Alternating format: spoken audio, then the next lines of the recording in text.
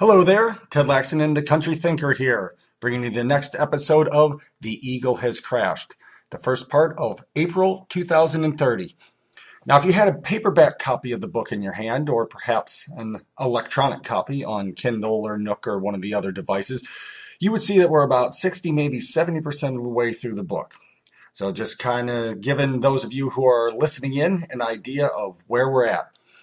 Anyhow, let's just go ahead and get to the story.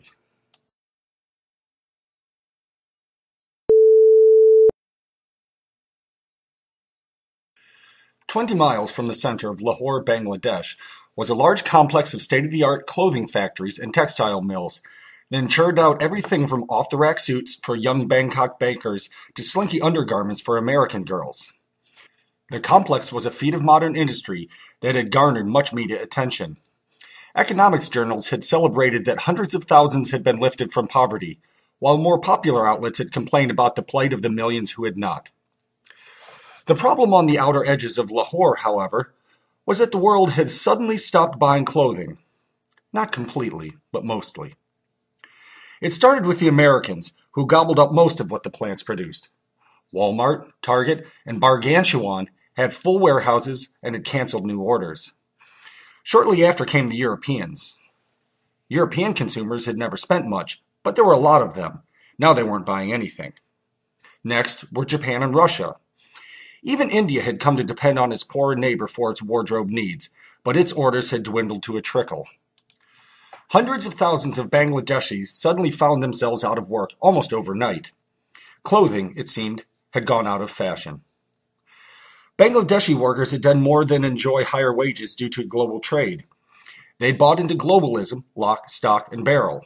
They had credit cards, with very small limits, loans for motor scooters, and mortgages for tiny condos on the edges of the clothing capital of the world. Now, many of the workers were worse than jobless. They were jobless and in debt. That made them angry and frightened. It started at a combined factory for Gap, Nautica, and Motion Potion, a new line that measured its success through the outrage of the fathers of teenage girls.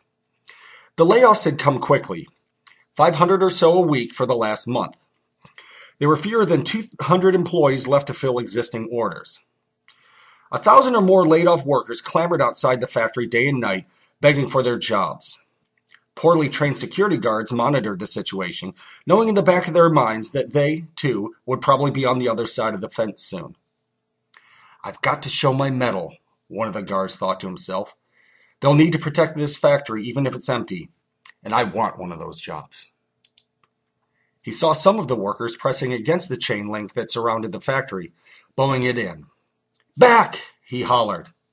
They did not respond. They did not hear him. The guard stomped in their direction, pulled out his taser. He jolted one, sending the woman stumbling back with a howl. He worked quickly, and soon a dozen were flopping on the ground in electrified agony. It only takes a spark in a dust-filled room to ignite an explosion. Frustrated, confused, and angry, the workers charged the fence. The fence bowed inward, but the guard's taser drove them back again.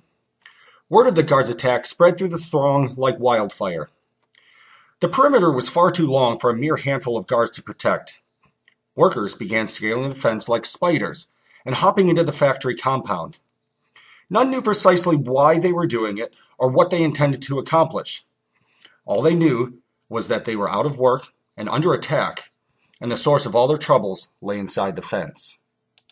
At one place, 100 workers pressed against the fence, and the 10-foot metal poles bent, buckled, and crashed to the muddy ground. They picked themselves up and rushed at the factory without a plan. One snatched a brick from a pallet sitting beside an expansion project canceled midway. He hurled it through the glass entrance to the lobby. Others joined him, and soon all of the windows in the front of the facility were reduced to shards. The workers rushed in through every available opening. The noise and commotion at the Gap, Nautica, Motion Potion plant caught the attention of the factory just to the east. As a wind spreads fire, the anger spread, and soon those workers had breached the fence and stormed the nearly dormant clothing plant. Within an hour, 30 of the world's most modern clothing manufacturing facilities were in flames. That was when the Bangladeshi military arrived to restore order. In their frightened and ham-fisted way, the soldiers stoked the flames of anger in their fellow countrymen, instead of calming them, gunning down many in the process. By morning, 15% of the world's clothing manufacturing capacity had been destroyed, and 572 Bangladeshis were dead.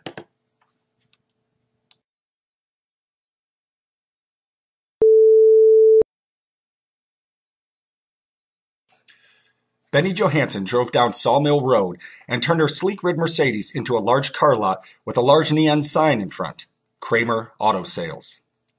She parked in the empty front row between two manicured arborvitae and in front of a door labeled Sales. Benny slipped out of her car, clacked up the concrete walkway in her heels, and entered the sales office. "May I help you?" said a 20-something woman in a forest green company golf shirt. "Is David in?" Benny asked. "He's assisting other customers at the moment," the associate said with a smile. "Is there something I can help you with?" Benny smiled. "I'm a personal friend of David's. Can you tell him Benny Johansson is here to see him?" "Benny Johansson?" the associate said, pulling at her long brunette ponytail. Benny scowled. "Yes, why?" "Are you married to Dylan Johansson?" Benny nodded. Yes, I am." Snorted the associate. "I've heard all about him in the news." Benny rolled her eyes. "Don't believe everything you hear." The associate tipped her head down and briefly stared at Benny. "I'll see if Mr. Kramer can tear himself away from important business to talk to Mrs. Dylan Johansson." She turned on her heel and stomped past a gray laminate countertop down a carpeted hallway. Benny rubbed her temples. A few moments later, David Kramer appeared, dressed in the company's dark green golf shirt and jeans. He had a big smile on his stocky, stubbled jaw, and his belly jiggled as he stomped in Benny's direction. "Benjamina, my darling, how are you doing?" He wrapped his hairy arms around her slender frame, and she returned the embrace. "I could be better, David, that's for sure." He released her, but held on to her hands. "You ain't the only one having a rough time." He studied her face with a scowl. "What can I do for you, Benny? It's not like you to pop in unexpectedly." She looked down to her strappy heels. "How much will you give me for my car?" Kramer let go of her hands and folded his arms across his chest. "You just got it a year ago. I thought you loved your little Merc." "I do, David, but I can't afford it anymore." Kramer rubbed his forehead. "So money troubles are getting you guys too?" Benny pinched the bridge of her nose. "I'm ashamed to admit it, but yes." He reached out and his beefy fingers grabbed her narrow shoulder. "Don't be ashamed, Benny. Everyone's getting hit." She put her hand on top of his. "I know, David, and it's so sad." She breathed in and sighed heavily. "So let's get to the point. How much can you give me for my little hot rod?" "It's a 29, isn't it?" "Yeah, loaded." Kramer rubbed his chin and shook his head. "I'm afraid I can only offer 30,000. Johansson thrust her jaw forward. 30? I paid 125,000 for it 15 months ago. If this is an April Fool's joke, it isn't funny. I thought we were friends."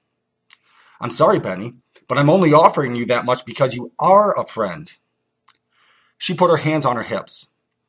"David, that won't even pay off my loan." Kramer held out his hands. "What do you want me to do, Benny? A woman came in here yesterday with a cute little BMW about like your Merc. In normal times, it would be about the same value. Do you know how much I offered her? 5,000. 5,000? Yeah." He waved his arm broadly. "Look out at that lot, Benny. Luxury cars are a dime a dozen right now. No one wants them. No one needs them.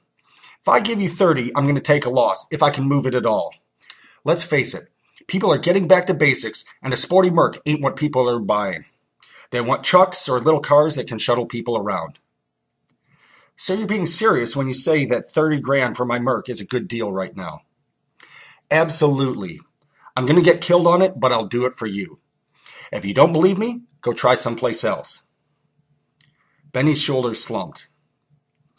"This really sucks. I'm going to be way short on paying off the loan, and I don't have the cash." If you stop paying and let the bank repossess it, you'll be in even worse shape, but that's up to you. Like I said, I'm going to take a bath on that little hot rod, but I'll do it because we're friends. Benny had known Danny Kramer for years, and she knew he was telling the truth. She was having a hard time accepting the truth, however. Her world had fallen apart, like a cheap Chinese ripoff of the real world that Benny was afraid she would never see again. Benny looked down to the floor, and her thoughts drifted away. A year ago, Benny had been a respected bankruptcy attorney at the most prestigious law firm in Ohio, and had lived a life of modest luxury. Now she was working out of a makeshift office in the basement of the house they were going to lose. A year ago, the Johansons had been popular guests at cocktail parties, even if Dylan didn't like them.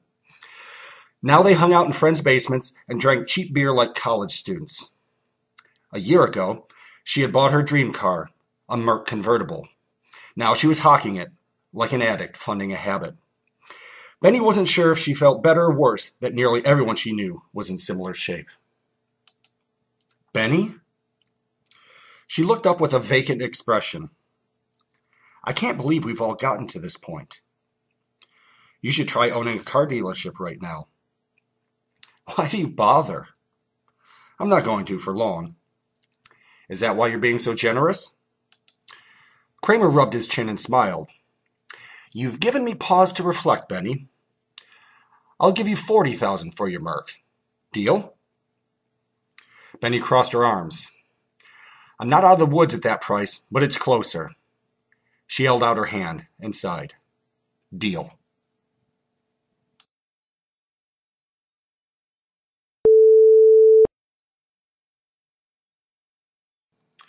Okay, so that concludes the first part of April of 2030 of The Eagle Has Crashed. Next week, we'll get back together and finish April of 2030. If you're enjoying the story, please pick up a copy, which you can do at my website, clearpeakpress.com, also at Amazon, Barnes & Noble, as well as smashwords.com, the iTunes Store, and the Sony Store, and other retailers. So have a great week, and we'll get back together next Sunday. See you now.